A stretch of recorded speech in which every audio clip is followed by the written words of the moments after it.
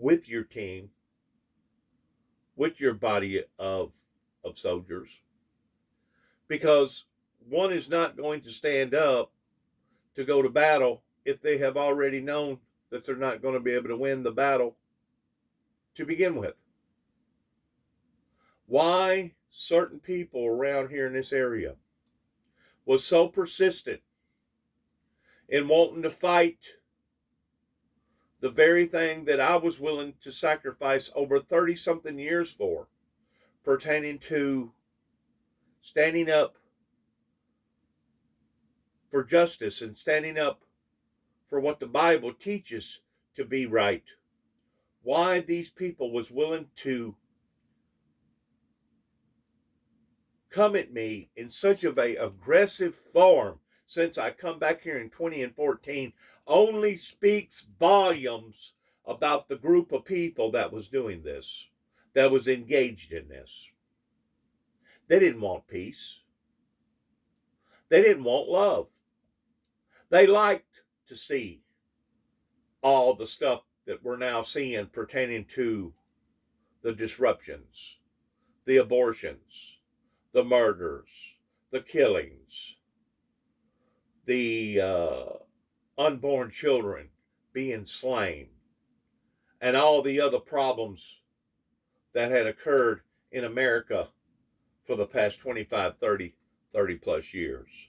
They like to see this type of activity because to this day, they still do not support the Windmill Ministries missions. They snub their nose up at the founder of the individual that's speaking right now. But yet now they'll talk about peace. They'll talk about love. They'll talk about getting things in order. But no one is flogging up onto my existence. It's full of hypocrisy. And if they don't watch, these very people that was part of this resistance movement will watch their nation and their country fall to their knees pertaining to this coronavirus. You talk about fighting a war. You want to fight a war? Fight a biological war. Fight a chemical war. Fight something that you can't see microscopically, but you know is there. Supernaturally, they was coming at David and I whenever I moved back here in 2014 like none other that I'd ever seen.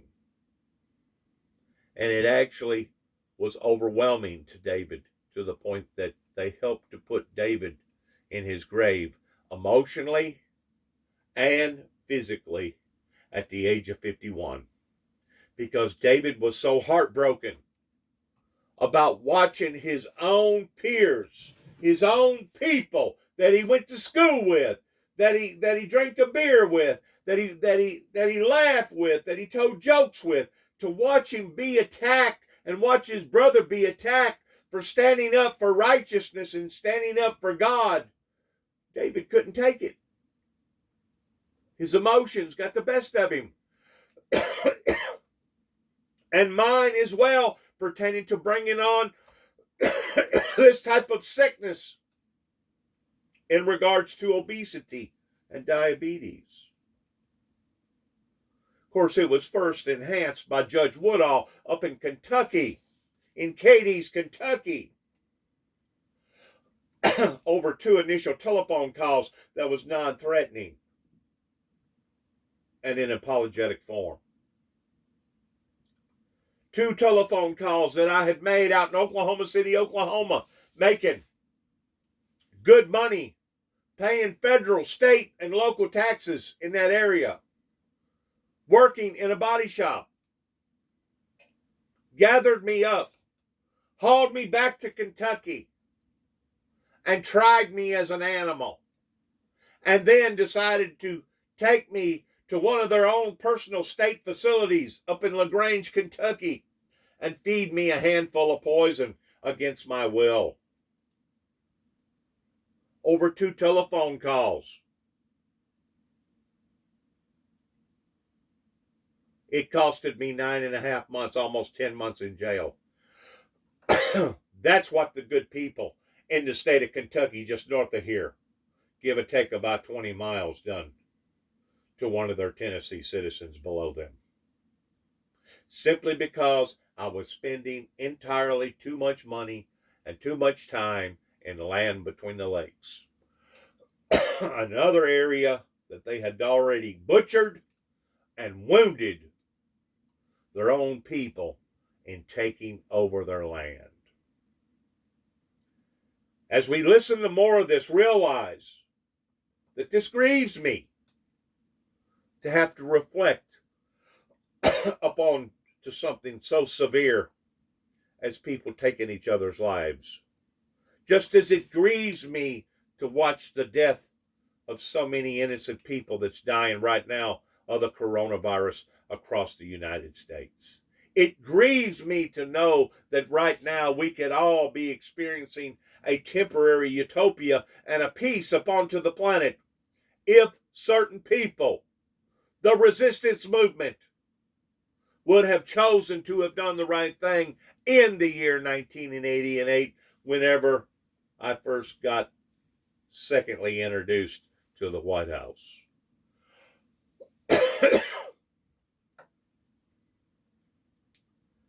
Life is precious, regardless of whose life it may be.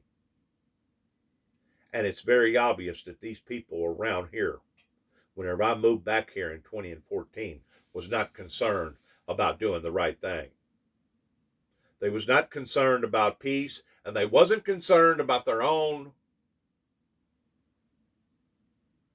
other than greed and selfishness pertaining to what's in it for me. But as far as the general neighborhood, they could have cared less.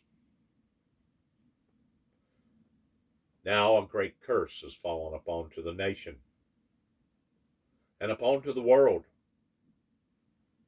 Now I wonder, as we stand in the crossroads, if we as a society are going to make the same mistakes as our ancestors did before us in butchering each other rather than actually going after the true enemy that caused this type of infliction to begin with. Falls. Yes, it's been a bad day for the Union Army, but they haven't been pushed off Pittsburgh Landing. They're still holding on to that strip of ground. And what's more, across the river, Don Carlos Buell is finally starting to arrive, and there are federal gunboats out on the river whose shells are keeping the Confederates at bay in the darkness. But there were a number of Union officers coming to Grant that night saying, let's get out of here. Grant is almost defeated on the first day, almost driven back into the river. And this is where you see Grant at his most indomitable, in a sense, most determined, most imperturbable. He is under a tree. He can hear the cries of the wounded. And Sherman comes out of the dark.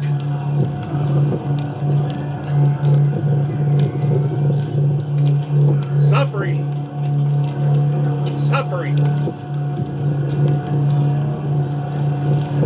General Grant. Sherman. Well, Sam, we've had the devil's own day, haven't we?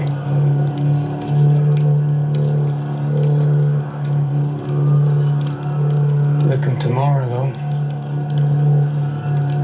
Wallace and Buell turn up. They asked me my plan to retreat.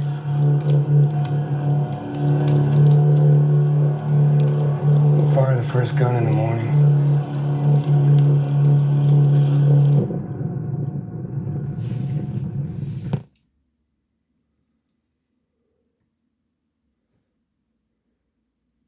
Once more, he was taken by surprise. And a lot of times that's all it takes. It's for your enemy, the element of surprise. And the next thing you know, you'll be drawn to your knees.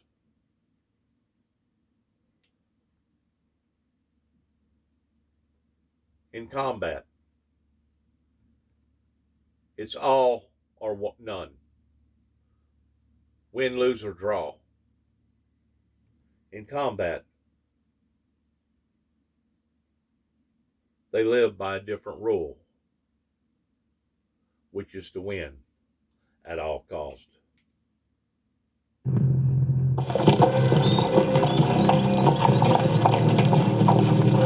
On the second day of battle, I gathered out parts of regiments from troops nearby and marched them forward. Grant knew his army was disorganized. They had spent a full day carrying out this brutal fight, but he also suspected the Confederates were in the same condition. And so he believed whoever seizes the initiative in the morning will indeed be the victor. So orders went out to all his division commanders at first light: begin the attack. Wherever you are, with whoever you have, begin the attack. Find another commander at Shiloh that's going to attack on day 2. Everybody else is thinking, oh my goodness, there's no way. I think that Grant looks at this equation differently than everyone else. Grant, who's failed and had to look at the dark side of how to be resilient, I think it gives him an extra source of strength that most other commanders don't have the ability to tap into. He had the gift of being able to take in a landscape, a map, and know almost at once what needed to be defended, what couldn't be defended. And what Grant had seen at Shiloh was that the Confederates had exhausted their last energy just in getting as far as they had.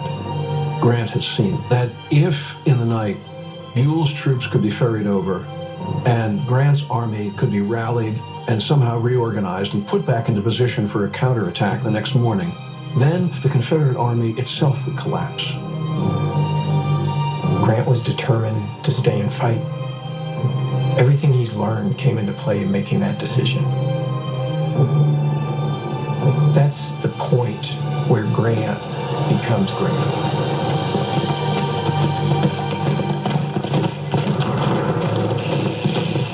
This day, everything was favorable to the Union side. We had now become the attacking party.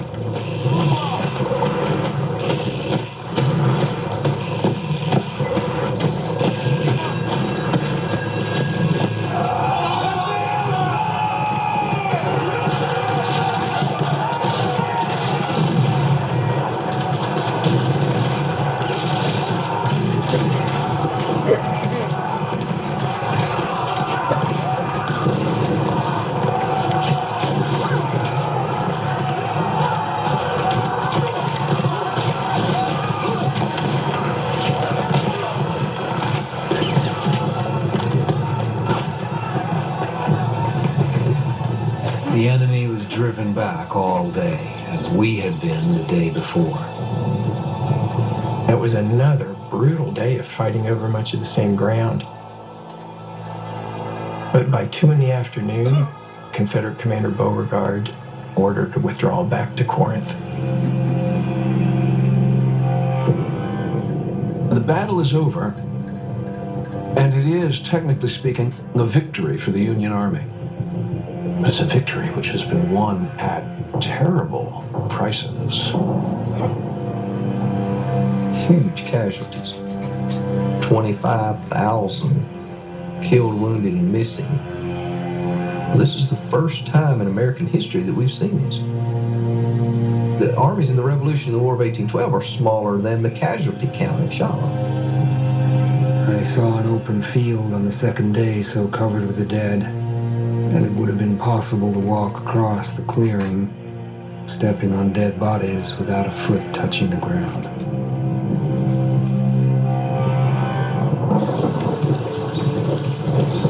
Shiloh itself means place of peace. Shiloh for 2 days was anything but a place of peace. Shiloh is incredibly important as the place where our country woke up to the reality of what it had signed up for. It was as if from the battlefield, a metaphorical postcard went home to America, and it said, with a picture of the dead, this is what you've signed up for. Exactly. It forced us to wake up. It forced us to grow up. It forced us to realize that this was going to be much harder than anybody had imagined. Exactly.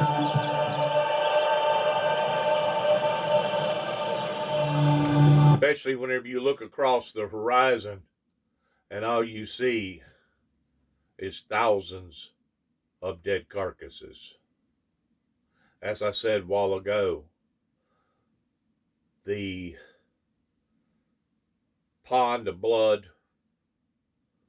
that to this day still resonates somewhat of a redness after a large rain is still just as real today as what it ever was. I was fortunate enough that my brother and I, David, in December of 2016, before he died in April of 2017, we wound up going down to Shiloh Park. It was the first time that my brother had ever been down there. I had already been down there 3 or 4 different times, looking around and taking pictures and analyzing the situation. I guess it was the first time that I ever seen my brother tear up and cry and sob of him realizing the sacrifices that had been made firsthand, and that he had lived in Tennessee for 50 years, only reading and hearing about the things that had occurred in Shiloh, but now actually going down and experiencing them for the first time. And it was as if David was magnetized to that area to the point that I, late in the afternoon, after it done already started getting dark, I said, David, we're going to have to get out of here, man. I said, it's starting to get dark. He said, Juby, I know it, but I just feel such a peaceful longing here. I just feel such of a urge to want to stay. I said, we can always come back. We'll come back and take some more pictures. If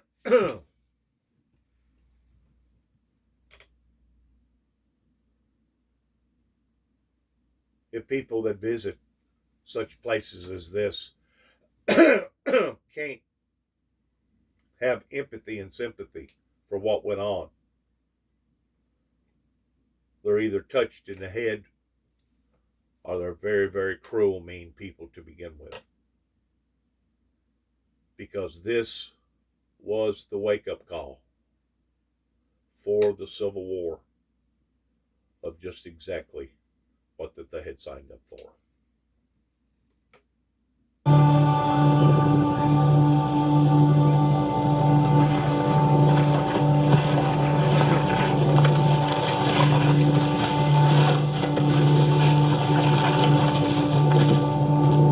Dragging dead bodies.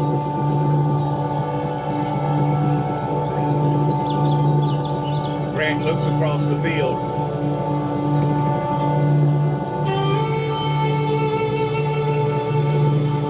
As the morning dew and the fog is lifting, him no doubt now realizing what he has gotten into.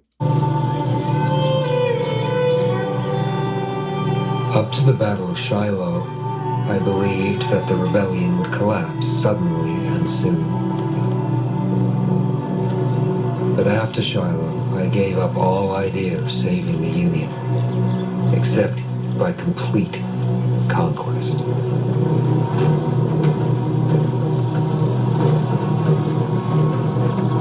And see, something like this should never be pushed to that limit. Because once it ever gets pushed to that limit, then each side feels as if, well, we are at the point of no return. We have to continue on this bloody road that we have chosen. You never want to get to this point in any type of disagreement, in any type of uncompromising period of time. Because if it does ever come to this, that is how both sides will feel, that now we're at the point of no return and we must continue on this quest. Which just leads into another, give or take, 5 more years of bloodshed that occurred, of ripping and tearing this country apart the way that it did, pertaining to the Civil War.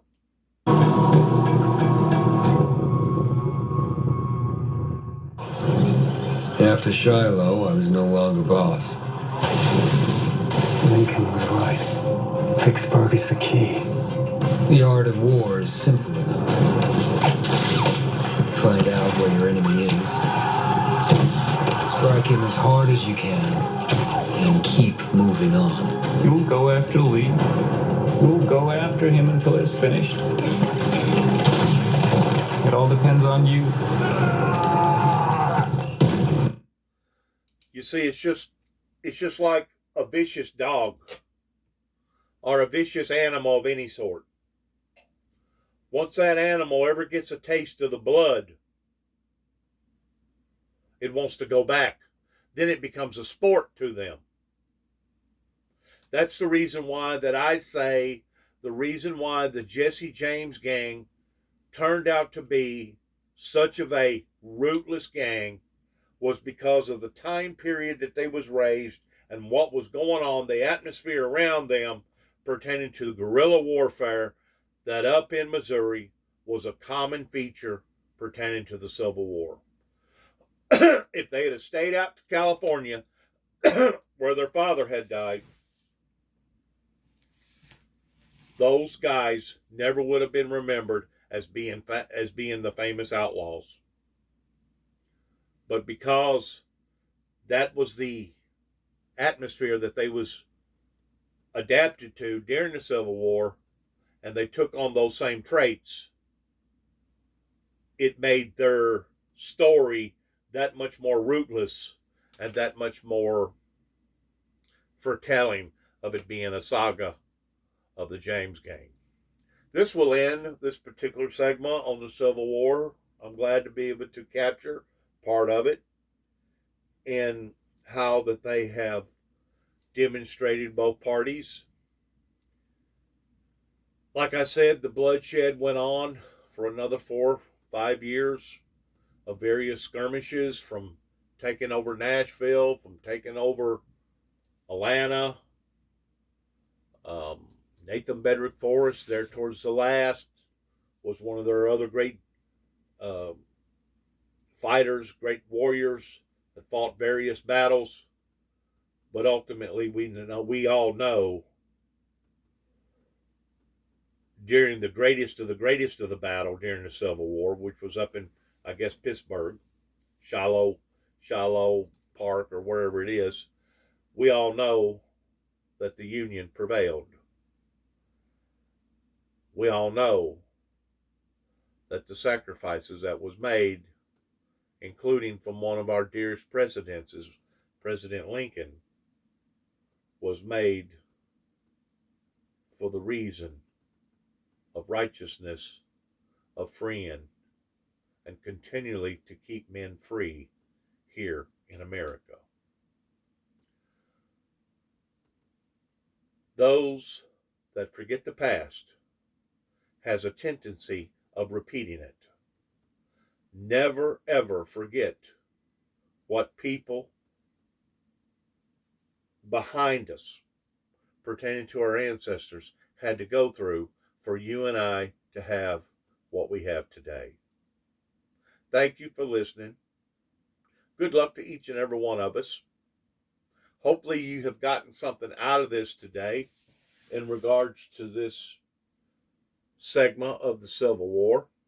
And if you ever get an opportunity of going down to Shiloh Park, I strongly recommend it and suggest it.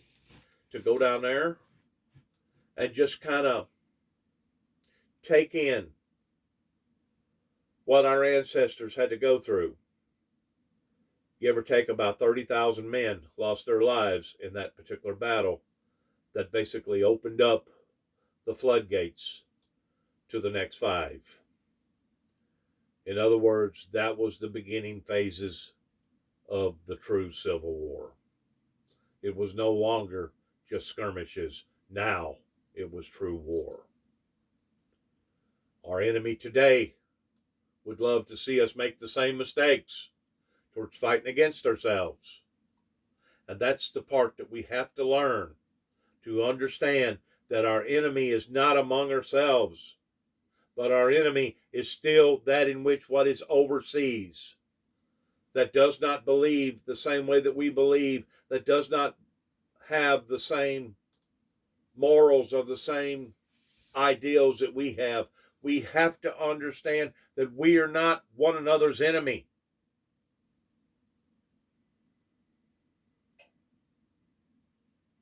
If we're going to survive as a nation and a country here in America. Thank you for listening. Good luck to all of us. And shalom, which means in Hebrew, peace.